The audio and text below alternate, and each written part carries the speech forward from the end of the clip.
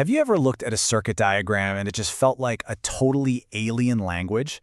Well, today we're going to crack that code. We are going to build up the essential vocabulary that turns that whole confusing mess of lines and symbols into a map that you can actually read. Let's dive in. So that's the big question, right? How do engineers look at this incredibly tangled web and make any sense of it? How do they figure out what it's going to do or fix it when it's broken? It's not magic. It all comes down to having a shared, very precise language to describe exactly what's going on. And that's really the key here. This isn't just about memorizing names for things. Each and every term we're going to cover is a tool. These words, they're the foundation for bigger rules, what engineers call theorems, that let them take a really complex network and just boil it down to something simple enough to solve.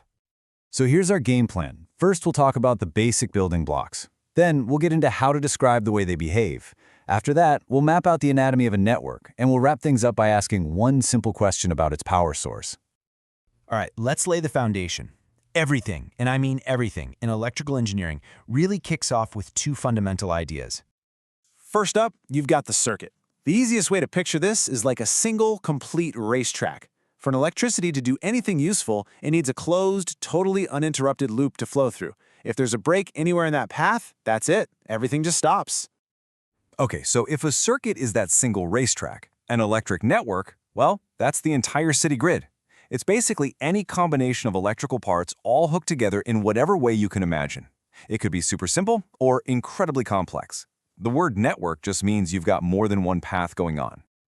Okay, so we have our racetrack and we have our city grid, but how do we describe the traffic flowing through them? To do that, we need the right words to classify how these circuits behave, sort of like the rules of the road for electricity. First, we gotta ask, is the behavior predictable? In a linear circuit, the answer is yes. The relationship is simple, it's constant. You double the voltage, you double the current, it's totally predictable.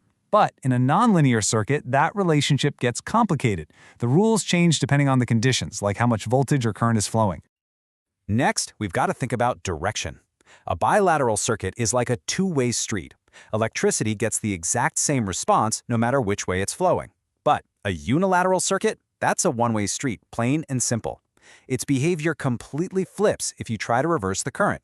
A diode is the perfect example of this.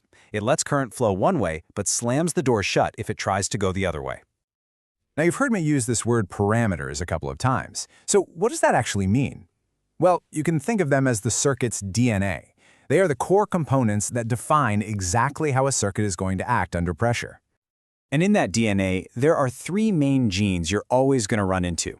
You've got resistance, which, resists the flow of current. There's inductance, which is all about storing energy in a magnetic field. And finally, capacitance, which stores energy in an electric field. These three are pretty much the fundamental ingredients for any circuit recipe. So, we know what a network is, and we've got words to describe its behavior. So now, let's get out the map. We need the right language to describe the physical layout of the whole thing, its anatomy. And this right here is where it all comes from, the source for these definitions. Having this shared language is absolutely critical. It means an engineer in one part of the world and an engineer halfway across the globe can look at the exact same diagram and know they're talking about the same thing. Let's start with the intersections on our map. In a circuit, we call these nodes. A node is simply any point where two or more components connect. It's a junction, a spot where the current has to split up or where different paths come together. So if nodes are the intersections, then a branch is just the street that connects them. That's it. A branch is any single path that runs between two of those nodes. Okay, now for a distinction that's a little subtle but really, really important. A loop is any closed path you can trace through the network. Imagine taking your finger and drawing a path that ends up right back where you started. That's a loop. But a mesh is the smallest possible loop you can find. It's a loop that has no other little loops hiding inside of it. So in our city grid analogy, a mesh is like a single city block, while a loop could be a path around one block or a path around the entire neighborhood. All right, we're on the home stretch. We have one final way to classify a network, and this one is all about energy. Does the network actually create its own power, or does it just use it? The question really is that simple. Is there a source of energy inside this network, yes or no? Because the answer to that question gives us our final pair of definitions. And that brings us to a really clear dividing line. An active network is one that has its own power source. Think a battery, a solar panel, a generator. It's got what's called a source of electromotive force, or EMF. You can just think of that as the oomph that pushes the current along.